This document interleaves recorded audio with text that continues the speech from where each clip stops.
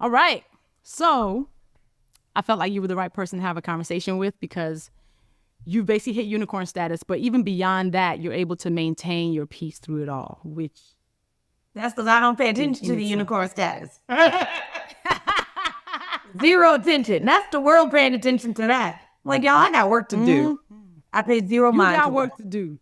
Zero mind. Okay. So you are all going to get this episode. And by the time you're hearing this, Fawn's third book will have dropped into the world, Love and Whiskey. So it's actually a really good starting point because people hear about Uncle Nearest, which, if y'all don't know, it's a whiskey brand. Yeah. Right? Yeah. I'm the person who has no difference between whiskey and bourbon and whiskey. Is bourbon whiskey? All bourbon is whiskey, but not all whiskey is bourbon. Bet. Yeah. Boom. Because I don't be know nothing about that. And you don't need to. You don't need to. We need teetotalers in this world to balance it all out. We good. Yes. So tell me, you've lived 8 lifetimes, actually. You lived 8 lifetimes. Yeah. You really have. Yeah. Now, Uncle Nearest is the one that you are known for. Yes. But tell me how you even got to the point to start Uncle Nearest. Not your whole history, but give me the piece where one day you said, you know what? I want to start a bourbon company. How did that happen? Yeah, I think it was a little bit more just natural alignment than that. I wouldn't be able to pinpoint for you the day because I don't have these epiphanies like a lot of people do, right? Where it's like, this is the day that I remember, I thought this, or I really don't. My life is a series of walking through open doors and just praying that the Lord would only open the doors that are for me and that he would close the doors that are not for me, but he'd close them in such a way that even I couldn't open them. So a lot of times we're like, praying these different prayers and it's like, Lord, close that door, but then we'll go and open it. And he's like, look, I closed it. You reopened it. So my life is like shut it in such a way that no man can open it, including myself. So for me, I really enter situations with reckless abandon. Like, I am not concerned about when people go, well, why'd you go down this path instead of that path? Well, that was the path that was lit for me. And so my life is literally a series of just going down lit paths and open doors. And whatever's on the other side of that, then I look at that and just keep going. So I couldn't tell you when it happened. All I know is that it felt very natural for it to happen. A lot of people see you now and they probably assume a lot of things about you. But one of the things that I love about you is that you talk about how you were a high school dropout. Mm-hmm. So y'all that's one of my favorite parts of my story. Y'all see Fawn Weaver on the cover of Forbes magazine. And this woman dropped out of high school. Tell us about that. The end of the 10th grade was the last grade that I finished before I decided to go back to college forever later. But that was the last grade I finished. And I remember when I was in the 9th grade, I think it was the 9th grade, I'm pretty sure it was, my English teacher called my parents in and told them that she was kicking me out of English class. Now, I wasn't a student that caused a bunch of ruckus or was disruptive or anything like that. And so it was a little odd. And so she literally called my parents and said, I'm kicking your daughter out of my class because I never know what kind of day I'm going to have until your daughter walks through the door. Mm-hmm. And she said, and I will never forget it, she's sitting behind her desk. And she said, there is one teacher in this classroom and she sits behind this desk. So for that reason, I have to kick your daughter out. Here's the interesting thing, though, is that I wasn't a popular kid at all. Like, I didn't have a crew, a clique, none of that kind of stuff. But what I did do is I challenged. And so I didn't let any teacher just say, this is this and this. The whole authoritarian thing never worked for me. So I left home when I was 15 for the same reason. I needed actual explanation. I still require that to this day. I am big on gathering data. You won't really hear me give an opinion until I've gathered data from all sides. And then I will actually, if something needs to be said, I'll say it at that time. but I'm constantly challenging because I'm constantly gathering data. Well, in our society, especially with African Americans, the parenting style has been authoritarian. We got that passed to us from slavery. It's been authoritarian. And then the teaching style, the teachers, that has been authoritarian. And so then you have me come into the mix and I'm like, yeah, I don't need you to explain that. And by the way, I'm going to actually need you to have data to back up your explanation. And that challenge just bothered a lot of people, but it has served me very well in life. It got you kicked out of English class, Fawn. And then you left home at 15. I think I did all right. I think you did all right, relatively okay. So then you left home at 15 because also your parents, you were basically I don't want people to be telling me what to do. It's not, I've never had an issue with people telling me what to do. I have an issue with you are giving rules and your rules don't make sense to me and you yourself can't explain them. So Keith always, my husband always jokes. He always says, you love rules. You live your life by a pretty strict set of rules. However, your rules make sense to you. So you ignore every rule that does not actually make sense to you. So I love rules. People say I'm a rule breaker. I really am not. I just don't pay attention to rules that don't make sense to me. So you set up this particular rule for this particular reason. I'm like, yeah, no, that don't actually work for me. That has served you well. So what happened between 15? What did you do after 15? So when I left home, I moved to Watts. I moved to Jordantown. So home of the Grape Street Crips in the middle of the bloodiest gang war. And the Crips and the Bloods were obviously opposed. And so it's so interesting. I look back on it. I'm like, girl, you were so covered by God. It's not even funny. Because the guy I was dating lived in Nickerson Gardens, which was the projects across the way, but it was all Bloods. And then I'm on the Crip side. And so on any given day, you would have processionals with purple rags because Grape Street Crips were purple. It was almost every day that there's a processional with this on one side. But then if I go over to Nickerson Gardens, I'm going to have the same processional. And I would walk between those two in the middle of a gang war like I was bulletproof. To this day, I'm like, Lord, you have so covered me from the very beginning. Even before knowing I was marked, even before knowing I was chosen, I lived in such a bubble because I moved through environments in which I shouldn't have lived through. And I was never touched. So I lived there. And the interesting thing is that I feel perfectly comfortable living in the projects because there's really no rules. The parents aren't even around to tell the young people what to do. Once you get to a certain age in the hood, you grown. So I loved that I had nobody telling me what to do. I had nobody telling me you got to go to school, you got to do this, you got to do that. I didn't mind food stamps at all. I had a thing with honey buns. I would spend all my food stamps on honey buns. I get the honey buns, come back, put them in the microwave. To this day, give me a honey bun in the microwave for 20 seconds, I'm set. They're... I'm sending you a honey bun. Telling me on a regular, he's like, baby, you still got some hood tendencies. That's what I'm to this day. Give me an old school honey bun, not these new ones. But that was I really enjoyed that environment. The challenge was one day I went to a concert, a hip hop concert that was there in Watts. And it was, packed, surrounded by people. And I've never been one to be in a crew or a clique. So I don't even know that I was there with anybody. I think I was actually by myself. I don't remember being there with anybody, but I'm enjoying the music, rocking out.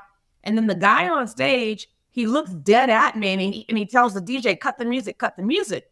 And so he looks at me and he goes, y'all. He didn't say y'all, whatever the word was back then. But, I've been in the South a long time, so it's y'all. But he says, we got a half-breed in the house. Now, mind you, I'm lighter skinned now because I've learned that we do need sunscreen. But at that time, I hang out in the sun all the time, no sunscreen. So I was pretty brown skinned at that time. And so for me, I was as brown skinned as everybody that was around me. The only difference was I have hazel eyes. I have light eyes. And if I'm wearing green, they're green, right? And so he looks dead at me and says, we got a half breed in the house. And I remember in that moment thinking, you're no longer safe here. So it was my first experience with colorism. And the crazy part about colorism is I mean, literally, I was the same complexion as the people next to me. So the only distinguishment that was any different was the color of my eyes. So we look at colorism when we think skin tone. It's like, no, there's other elements that people consider with that. And so after that, I left and I went to someone's house, apartment that I met there. And girl, she had an abusive boyfriend who was chasing her around with a butcher knife. That did not last very long. So I left from there and went to a homeless shelter called My Friend's Place. And it's one of those places you can't stay for longer than 2 weeks before they place you somewhere. And they placed me at a place called Children of the Night, which is, I'm so grateful that I was there to experience it. But it wasn't a place that was actually made for me, because it was really a place for kids who were human trafficked or were either in drugs. There's some type of sexual element related to it, prostitution, human trafficking, that type of thing. That's why it's called Children of the Night. Amazing organization. So I'm there. I'm as a kid. I start counseling other kids that are. I just had a heart for those who were there who were going through that situation, because I had never experienced any type of sexual abuse or trauma. To this day, I never have. And so I was there for until I was 18, but on my 18th birthday, you can't be at Children of the Night after you're 18. So then I moved to a place, a homeless shelter called Covenant House in Hollywood. And it was another really amazing organization. And so that's how I spent my 18th birthday. And I'll tell you what, I'd have it no other way. From age 15 to age 18, I would not change a single thing. Wow. Fawn. So you literally were just like this nomad who was trying to, and throughout all of this, what are your parents saying and doing? And are they reaching out? Like, there's no cell phones. Because remember, I'm knocking on 50. There's no cell phones. There's no email. I'm just like, the only way anybody could get in contact with me is they'd have to track me down through a landline. So I wasn't talking. I didn't hear from my parents at all. Now they were in ministry. So the challenge with people in ministry, especially in the Black churches, is that you really, in that type of situation, you really have to just kind of go, we're just praying for her, and you just move on. So I don't even know how they felt about that situation, or if they just kind of put it out of their mind to focus on the other kids that were still there, and you just sort of discount me as the Black sheep. I've never had that conversation, because it's not a point of trauma for me in any way, shape, or form. So I've never felt the need to go back and send anybody else through trauma over it, because it's something that's never bothered me. And then how were you managing throughout that time? Because you also talk about when you hit the lowest point of your life. And I would definitely want you to talk about that. Yeah. So about when I was you realized like you were here for a real reason. Yeah. So when I started my first company when I was 18 years old, and it was PR special events. It was something that I was innately gifted in, was figuring out how to tell a story and tell a story around a product in such a way that the press actually wanted to cover it. So most PR firms at that time, they just did press releases. And I looked at that strategy and thought, that strategy doesn't really make sense to me. Why don't we just take the products to where the press will already be? And so it's what we now know as product placement, product integration, but it's something that just came natural to me. So I was working as an intern for the top Black publicist in the country, actually. And I had this strategy for two of her clients that she was about to lose because the press releases weren't working.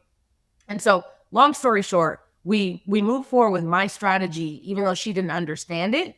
She's like, look, the clients like your pitch, go for it. Now, mind you, I'm 18. I don't look that different now than I did when I was 18. So it's funny because we mature very quickly as Black women, but then it's like we stop aging for decades, right? So so my maturity level was incredibly high at that time. And so those two clients actually said to me separately, we're leaving this firm either way. If you start your own company, let us know and we'll go with you. So I ended up having these two clients. Well, fast forward, I'm a young gal, even though I'm really smart in regard to press, and that came natural to me. But I still don't know how to run a business. So I'm hiring people that I cannot afford. And I'm now managing people when I myself didn't even yet know how to quite manage myself. And so if you imagine from the time that I'm very young until, let's call it 19, it's just nonstop challenges. And it's like I get to 19 and I'm like, look, I don't want to do this another 19 years. Like it's cool. Earth is cool and all, but I'm good. I'm ready to go. And I tried to take my life twice. I remember laying in that hospital bed and you've got all these doctors around and I'm like, look, there's two things I discovered in that moment in that bed. The first one was, I am clearly here for a reason. So I need to just figure out what that reason is and lean into it. It's what we now call purpose, right? But at the time, I don't know that I would have called it purpose. It was just, I'm here for a reason. I need to lean into that. The second thing that I determined laying in that bed was I've now tried to take me out twice. And I'm a real strong-minded, headed, everything, strong-willed. And I myself could not take myself out. So in that moment, I was like, if I can't take me out, nobody can take me out. And I spent every day from that moment, I'd probably say for about 6 months, I did nothing but work and read. I cut out everything. There was no social media, so that was easy.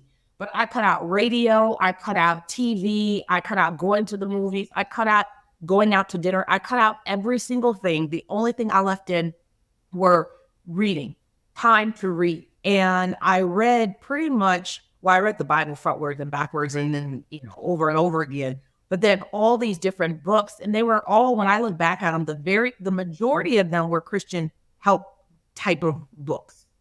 But there was one book that I would say was the most impactful, and it was a book called Please Understand Me 2, the Roman numeral 2.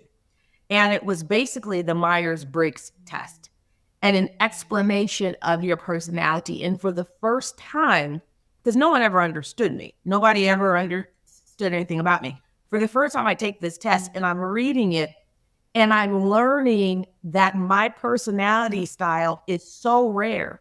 The likelihood that I'd never bumped into anybody with my personality was very high. So for me, I'm trying to get people to understand who I am. And in that moment, I decided I don't have to because no one will understand anyway. So even to this day, I don't feel the need to explain how I think, how I move, how I live. And I don't feel the need to get anybody to agree with me. I kind of sit on this island, if you will, and say, look, this is who I am. This is what I believe, but I don't feel the need to cause you to believe in what I am saying or what I'm doing. I'm just moving in the way that I think makes most sense for me. And I think that has everything to do with my personality. Ooh, there's so much there. There's a million ways that I even thought about this interview about what the thing is to talk to you about, because there's a million things that I could have talked to you about. And it could be marriage, it could be business, it could be that purpose. That piece was important as a foundational piece because I think so often people assume so much about who we are and where we came from and our circumstances when they see us in certain types of elevation. Yeah. So I'm really thankful that you are sharing that with us, because that piece of your story is so important and often left out in the things that people write about you, say about you. They're always talking about the boss that is Fawn, but I'm like, there was a time when you had to rediscover who you were, and you went through all these different things to get there. Yeah. So I'm so thankful for that piece, because then when people see the version that you are now, it is understanding that you have conquered the mountains that people probably could not think about, because they see you, they assume different things about you. I also did the work though, right? So I also did the work to be a whole person before the world ever knew me. 20 years before all this stuff has happened as it relates to Uncle Nearest and my different companies, I did the work.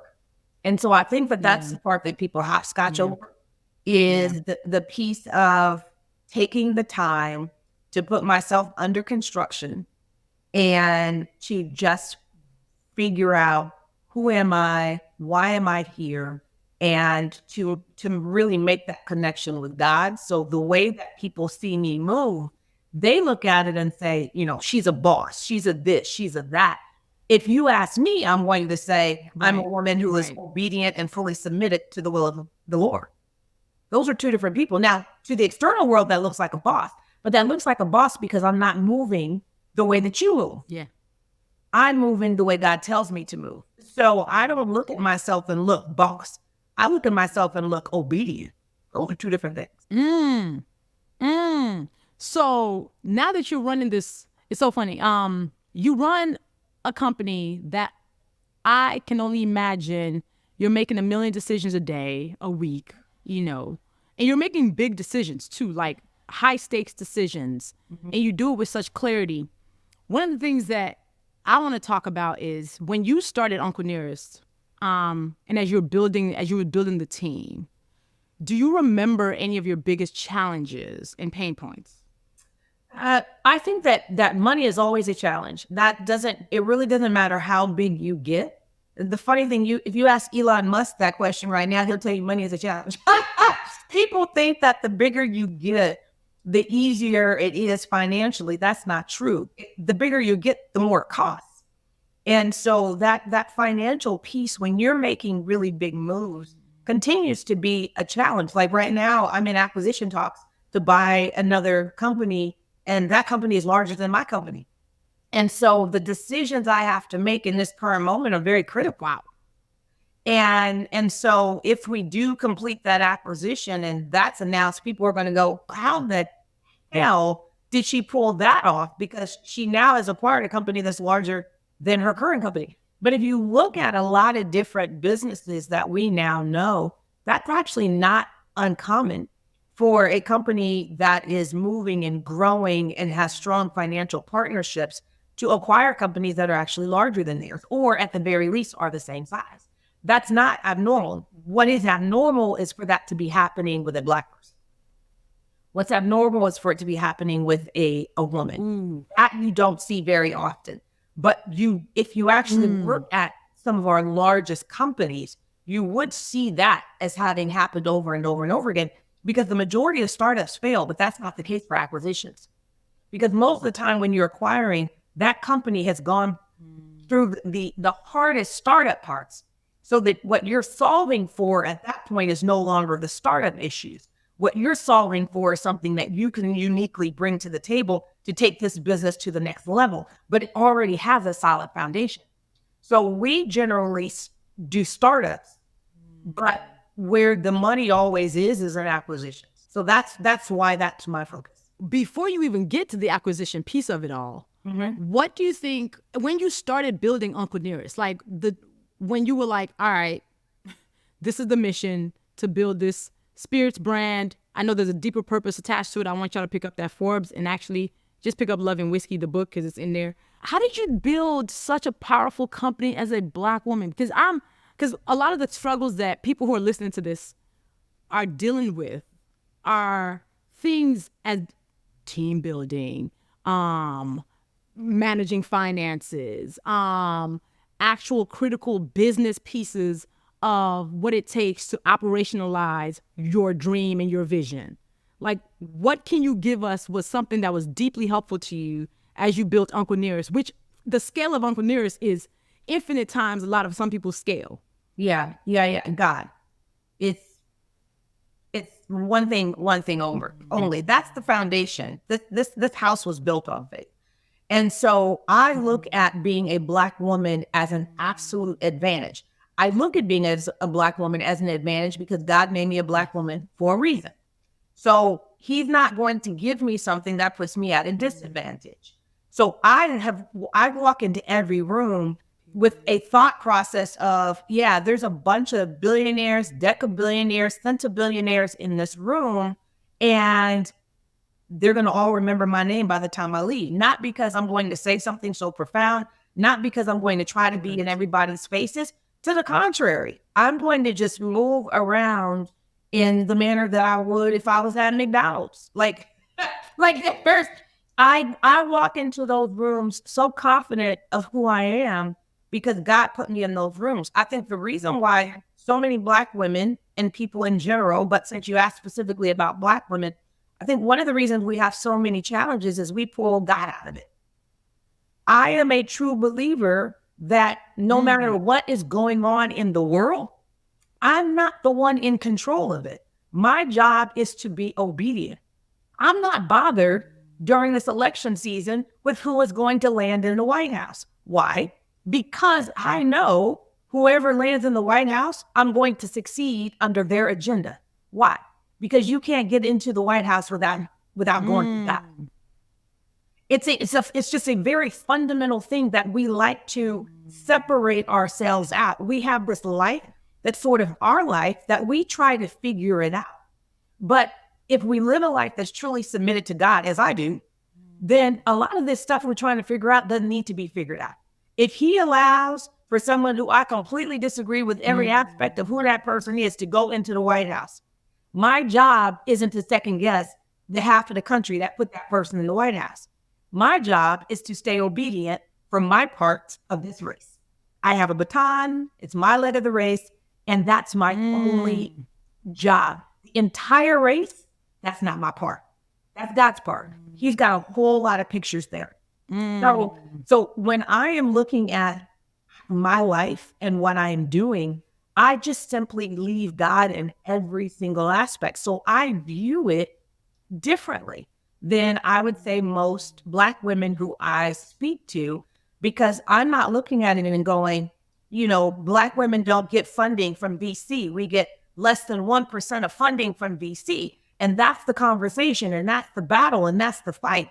I'm over here with the Lord going, why are you asking VC? Why is that where you're trying to get your money from? If they're not giving the money, why are you asking? That is clearly not where you should be getting your money from. And so we battle over here instead of just going, okay, Lord, if this is the company that you gave to me, if I am building what it is that you have called me to build, then that means that you have all the financial issues taken care of. So if I'm going through financial challenges, I look at it as this is going to be a testimony on the other side of this for somebody else. This financial challenge isn't even necessarily about me. So it's just a different mindset. Listen, you are right. And what Fawn just said has said to me personally, because even as I talked about 2023, one of the things that I end up getting to, and this season has almost been like a business memoir where I have been walking through processing 2023. And I remember one of the things that you asked me in January when we were at the lake house was, you said, so what do you think your lessons have been? Yeah. And I said to you, I'm still processing to try to figure out what the lessons are. And that actually is a lesson that I've landed on. Yeah. Is that no matter what I did from my own efforts and brute force, it did not work. Yeah. So clearly I needed to surrender and just give it to God and just be like, listen, two of us can't be driving this car. Yeah. Because I clearly thought I was going to be the driver. I'm not the driver because no matter how much I tried hard, it didn't work. So clearly it was like, take your hands off the wheel. This is not your car to drive. And I'm like, so it took me a minute to get that real lesson. Listen, this is how you know whether or not you've actually turned things over to the Lord. Because people will say, I'm turning this over to God. I'm turning this over to God. This is how you really know if you've turned something over to God. If your shoulders hurt, your back hurt, your neck hurt, you haven't turned it over. It's that simple. It's a physical thing. Everybody wants to look at the mental, but it's the Lord has it operate physically so that we know we're not submitted, because he says my yoke is easy and my burden is light. So that means that if what is on you is not light, you have taken a part of the yoke that wasn't for you. So I just keep it light. So when I go in, not the drag. Listen, when we were at the lake house before you were there, or no, after you were there, and I went in for a massage, and I'm literally getting a massage, and it was so funny because the woman massaging me is talking about how light my back, like there's not any knots, and she's just massaging me. And she had come to the conclusion, girl, that I'm a stay-at-home wife that's taking because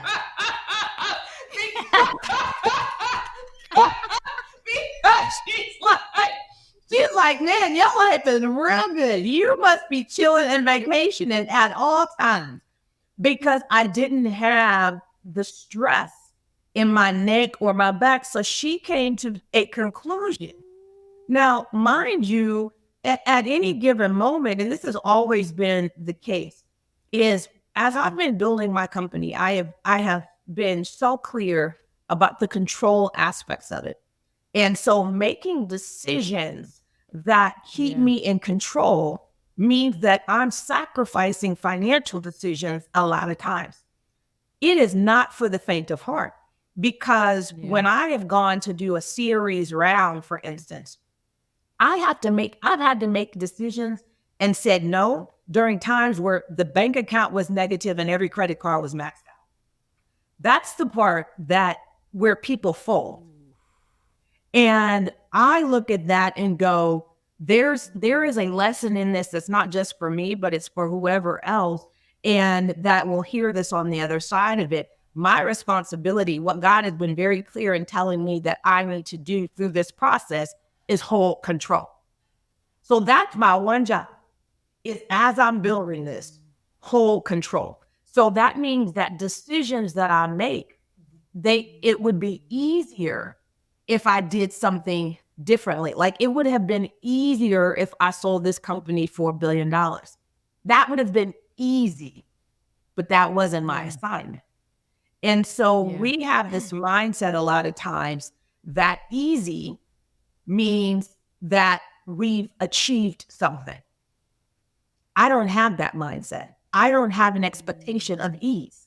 I don't have an expectation of ease because there is literally no biblical time where anything was of ease. The closest we ever see to of ease is King Asa. And it's just everybody that was before him, war, everybody after him was war.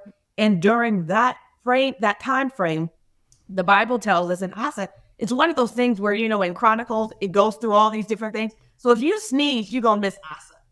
But during my period of construction or being under construction, for whatever reason, Asa appealed to me because the verse says, and the Lord gave Asa rest. He gave him peace during his years. And so I remember reading that and being a person that had no peace at that time and going, my prayer is going to be the life of Asa, with the exception of his ending, because in the end, he ended up making a deal with another king. And, a lot of times we'll go through our whole life faithful and then lose our minds at the end. I don't know why that is. A couple of kings did the same thing. But what I loved about it is he gave him peace. So I've always prayed for this life of King Asa. But here's the thing. The Bible doesn't say he gave him ease. It says he gave him peace. So for me, I don't have an expectation of peace. I have an expectation of peace. So I might have everything to the outside world. If it were put on a camera and you could see all the things going on at any given moment in my life, in my business, the challenges that I experience in my business as I'm building this, if that could be put on a screen, it would take most people out. Because they would look at that and go, oh, girl, sell. Like, that's too much work. That is so difficult. That's so much, like, the challenges you've already gone through pale in comparison to the challenges that you're about to go against as you're continuing to build. Do you really want to keep going at this level of challenge, which is really what it is at a certain place as you're building? And for me, if I didn't have the peace, then maybe they would have a point. But in the midst of all the challenges, I have peace. So I'm simply going to keep building and keep continuing knocking at the challenges because I don't have an expectation of ease. Just peace. Two different things. Ooh. Y'all need to run that part back. Just go ahead and run that back, because those were more than a few words. And I'll tell you, Fawn, being at the lake house. So Fawn and Keith invited me and my husband to their lake house in January. And I told you this before, and I'll tell you this again. The lake house and coming to the lake house with y'all for 5 days changed my life.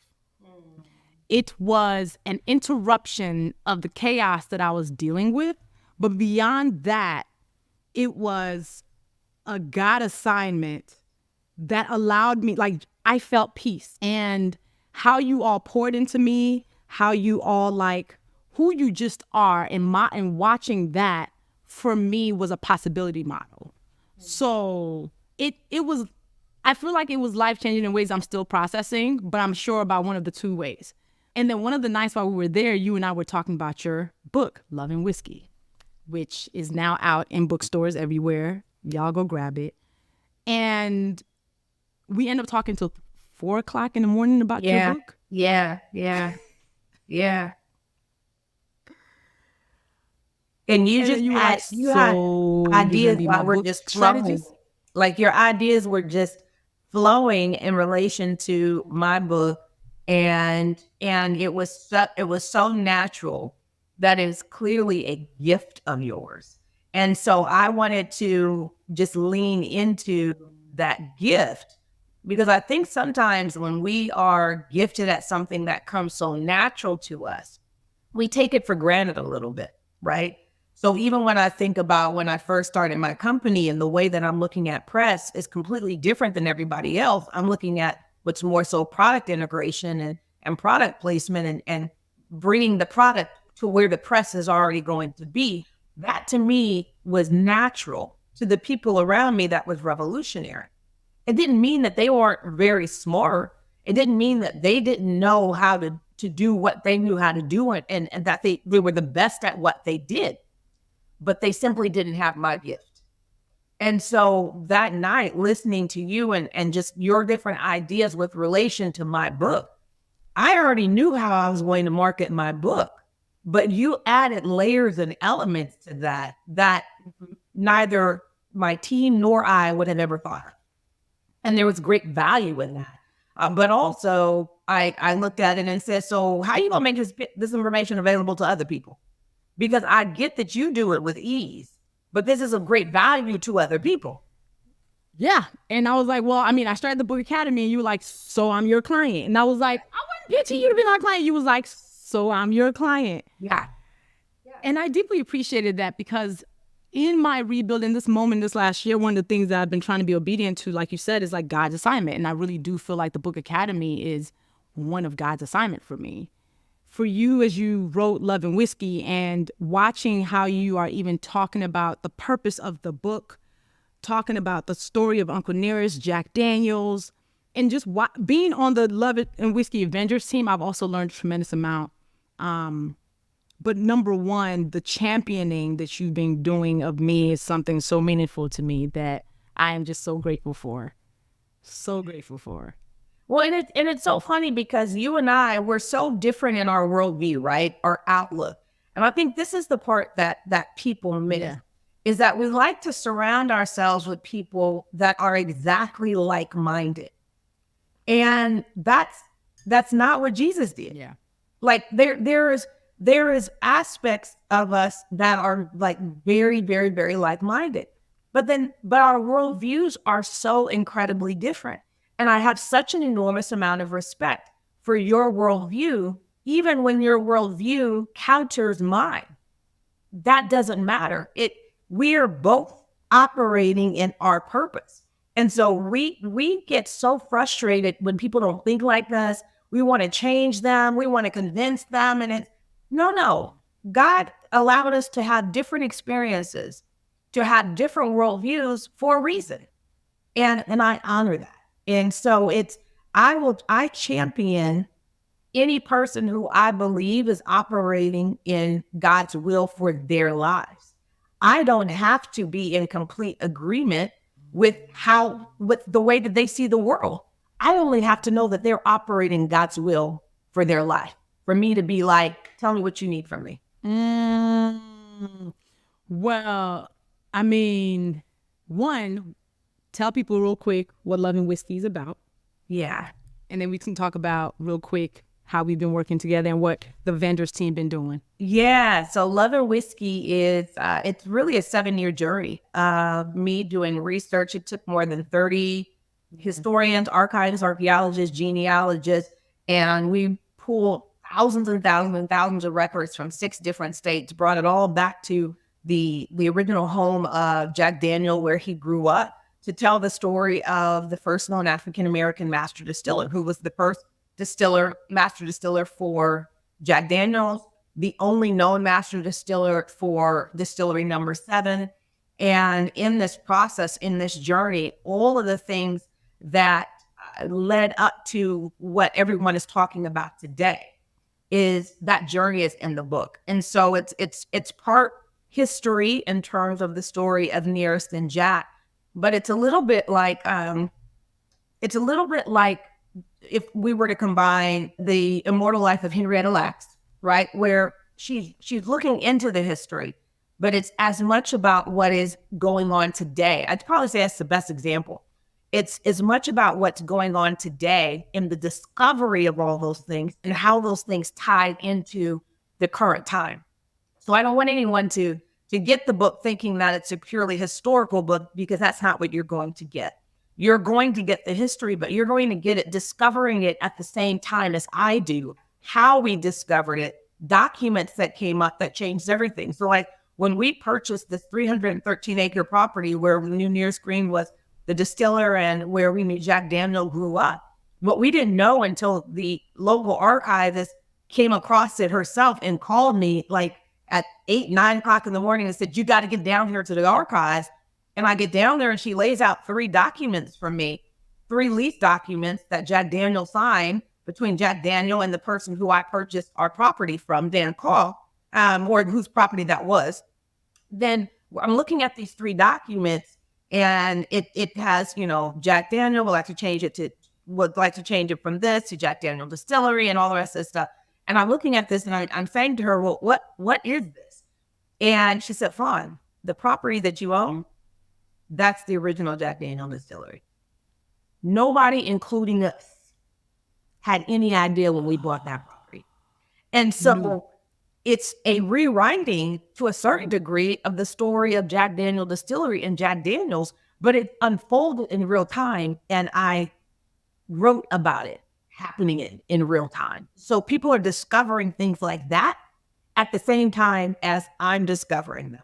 When you look at, old number 7, people have been debating for 100 years what old number 7 means. Well, the original distillery number on my property, where original Jack Daniel Distillery, is distillery number 7. But nobody knew that. So people experience with me at the same time that I learn it in a newspaper clipping from, the late 1800s. They learned that something that even Jack Daniel Distillery didn't know, that old number 7 was the reference to his original distillery number. They had no idea. Also, side note, I'm going to reach out to your assistant. You're going to do a session shortly, sometime in the next couple of weeks before your press tour starts. You officially have homework from me. But what have I been doing on the Avengers team? Tell the people what my role is. So we've got a pretty robust marketing team just in general because of what I do. And so what Luvvie does is she's on with our marketing team, and she's basically that person who spots what we don't spot and has us look at things in different ways, because she's been studying books for so long and why they do well and the ones that don't do well and the missteps that different authors make. That, there have been books that even you and I have looked at over the last year that 100% should have been New York Times bestselling books, and those authors made missteps. And we could see it happening in real time, and we'll be on WhatsApp going, oh no, this person's not going to hit the list because of this decision they just made. But there's very basic things that I've learned a lot from you in how to message that people just, I think that they naturally don't know. Like, I can talk to the press all day long, and that is just something that is innate to me without question. But in terms of messaging outside of the press, that is something that I think there's a lot of elements to it that people take for granted, that you studied for so long, that you're able to add an element to it that may not come natural or a person may not even think about. That's really important. So that's what you do. So everybody is like, hey, Luvvie, how do you do this? Luvvie, how do you do that? Listen, I am the one making sure everything is good. Everything is already good, but I'm like, how can we plus one it, plus two it? Yeah. And how can I watch her back and make sure that there's things that are being looked at? Because there's also something revolutionary happening in here that we'll tell that story on a separate day. There's a big goal for Love and Whiskey, the book. It's going to make the goal. I'm not even close to being worried. It is done. God said it's done. For you, I would say I'll have you answer this question. When you are no longer here on this plane, what do you want people to say about you? It's so funny. I don't know what it is about people in this question on legacy. I literally don't care. So for me, I care that I get, listen, if when I die, my book is no longer here, my story is no longer here, the name Fawn Weaver belongs to somebody else and they never knew there was another Fawn Weaver, I literally don't care. There's no aspect of me that cares that people remember me when I'm gone. What I care about is I get to heaven and my God says, my good and faithful servant. That's all I care about. So people, I think a lot of the challenges and frustrations that people experience in this world, and I think this is something that broke down for me in that bed, in that hospital bed. I don't live this life for people to remember me. That means I get to move through this life with a level of freedom that I think a lot of people don't have. I get to say exactly what I believe, whether or not it goes contrary to culture. I don't care if you agree with how I live, what I do, what I say, because I'm not looking for your praise. I'm not looking for your words. My obituary could be a blank sheet of paper as far as I'm concerned. I know a lot of people like to write their obituary. Cool. Give me a blank sheet and sprinkle my ashes over some river somewhere and let them flow. I don't care. What I care about is well done, my good and faithful servant.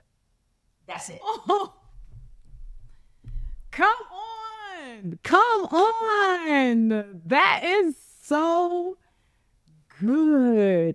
And that's the first time I've ever heard that answer. That's the first time I've ever heard anybody say that. But then that's different. But you've been around me, so now you know the freedom that I experience in real life. I'm not barreled by anything. Correct. That's because I'm not doing anything for anybody here. So when I give, I don't have an expectation of gaining anything from the person I'm giving to, because I'm not giving to that person to get something back. There's a lot of freedom when your entire life is giving to other people, expecting nothing back from them, but expecting it to come back from God. That's a different level of freedom. So that's the freedom that I operate in. I give freely when I'm like, I'm supporting Luvvie. We're going everybody all in, but I'm expecting nothing back from Luvvie. Nothing. I don't want people I'll give things to people and I will tell them, don't give me a break on the price of this. I told you that too. Don't give me a deal, because I'm not doing it with an expectation that I get something back from you. That's not who I'm looking for the repay from, ever. So God is the one that's got the gift for you. That's it. You can't give me what he can give me. So whatever you gave me, if I was looking for something for you, what you're going to get back to me would shortchange me, because he owns everything. So I want the bigger bag. I don't want what you could give me. I want the bigger bag. That comes from him. So there's a lot of things people see that happen in my life where it would seem like, this person came out of nowhere and just helped to elevate my business or just helped to take me to another level. And someone will look at that and be like, man, it's like she just has people coming out from all over the place helping set her up. And I'm like, yeah. That's because I don't have that. I didn't have that expectation when I gave to this person, when I gave to this person, when I did the amount of time. My time is my most valuable thing. I freely give that to people so regularly that it's surprising to people. When I still respond to every DM, I respond to all my comments. Like, that is something that's rare. I don't block nobody on social media, ever. That's the thing that is I think different for people. Now, here's the thing. here's the thing, don't get me wrong. If I will restrict somebody's comments if it seems as though they're trying to hijack my page. I don't have it happen very often, but I'd probably say a couple times a month I'll have to restrict someone. Yeah. But the reason why I don't block them is I still want them to see what I have to say. I just don't want them hijacking my page and deterring the conversation. But I think it's important that communication still happens. So if they want to reach into me and they want to share something, it may be at a different point in their life when they have an ability to understand a little better because they've had a different experience. So I want them to reach in, and I'm going to give them, share with them whatever the Lord tells me to share with them at that time. So I move in such a way my freedom is other level. I move in such a way that when I say something, I don't have an expectation that you will agree with me. When I give, I don't have an expectation that I will receive something back from you. So my movement is just different because I'm not living for my obituary. Let me out. Where's the TED Talk? This is all the TED Talk. See, listen, first of all, I thank God for you. I thank God for you honoring not just the obedient assignment, but the assignment, part of the assignment for you is also in you being this person. Yeah. Because you're showing what is possible, what is different, what is, attainable for all of us in a certain way if we actually do some of the work. It is such a revolution to hear this. Like, there are people who are going to be listening to this who have never heard some of these words before, who've never heard this. I've heard it because I've talked to you. Like, this is the conversations you get from Fawn, even when you're standing outside, standing by an elevator, loitering at 2:00 in the morning at a conference. Like, this is who she is at all times. This is not just a press interview. And I am thankful for your sisterhood because you have shown me how sisterhood is a verb, truly. And I am deeply grateful. Your belief in God is bringing me back to my deep connection. Yeah. And that in itself is something I am boundlessly thankful for. Oh, I'm thankful for you. I'm grateful that the world has you and has your heart and has your intelligence. I am grateful for that. Man. So this is amazing. I will see you in Chicago for the Love and Whiskey tour in Chicago. Y'all, the tour begins across the country. Tell us where people need to find tour information. Yeah, so you can just go to loveandwhiskeybook.com, loveandwhiskeybook.com, and all the information, the tour, the book, but we have laid this thing out. Thank you, Luvvie, for helping with the strategy on this. We have laid this thing out where it will be impossible for you to miss the book. You won't be able to go through an airport without seeing it. You won't be able to go into any of your bookstores without seeing it. This is a book that will be so visible. It's just a little less visible than Michelle Obama, but it is, and I don't know. And then we may be neck and neck in visibility once this thing comes out because we have laid this out in such a way where you will not be able to travel the world and not see this book. We literally had to pull back on strategy because we were like, we're selling too many copies. Oh, absolutely. It's the conversation this morning. I don't know if you've seen it in the Slack, but it was the conversation this morning. Then there's this balance that you taught us with regard to making sure that Amazon is only 50% of the book sales. Well, in this day and age, that's almost impossible. So the level of strategy that is having to go in that every single time Amazon sales are going up, we've got to make sure all the other booksellers are going up. So the strategy is other level. Correct. It was no joke, but it'll, we have in fact sold too many books. and that's for week one. And that we have sold too many books. Yeah, we've pre-sold too many books, and we're not probably week 2 at this point. So we still have 2 solid weeks before this book comes out, and so we've not even really done the launch week push at all. So that's going to be interesting, and we haven't really done any press around the book yet. And Lord knows there's going to be an insane amount of press around it. So that's going to be the challenging part is having the sales where we want it to be on the weeks that we want it to be, so that this isn't something that is, hits the New York Times, falls off the next week or 2 weeks later. We want there to be this momentum that continues to sustain it. And that takes a lot of strategy. So thank you for helping us to lay that out, because none of us knew how to do that, including my publisher. And they're great. Love my publisher. But this is just a different level of strategy. Yes. And even when I drop this episode, it's going to be based on that strategy. So I'm going to pick the week that this episode is going to drop. Yep. So we can coordinate it to when we need them numbers. So yes. Yep. This is exciting. Yeah. Thank you for everything. Thank you for saying yes. Thank you for championing me. Thank you for your honesty. And this was a blessing to so many people and me. Like, this was not just the business strategy thing. No, I need y'all to hear the approach that allows you to live a purpose-driven life with peace. Not necessarily ease, with peace, even as things might be going around you. So I'm excited to see where Love and Whiskey goes, see what the next announcement is, see what the next acquisition is. This conversation, and make it back to the lake house. This conversation was about roots. It was about what's under the ground. We usually, when we're talking about business, we're always for business, marriage, life. We're focused on the flowers. Yeah. But the conversation that people don't have is on the part that's underneath the soil and the soil itself. So this conversation was soil and roots. I'll let all the other business people take care of the flowers. Oh, so good. I can't take it. From one fave to another. Oh, I so appreciate you. Thank you so much for your time. I appreciate you.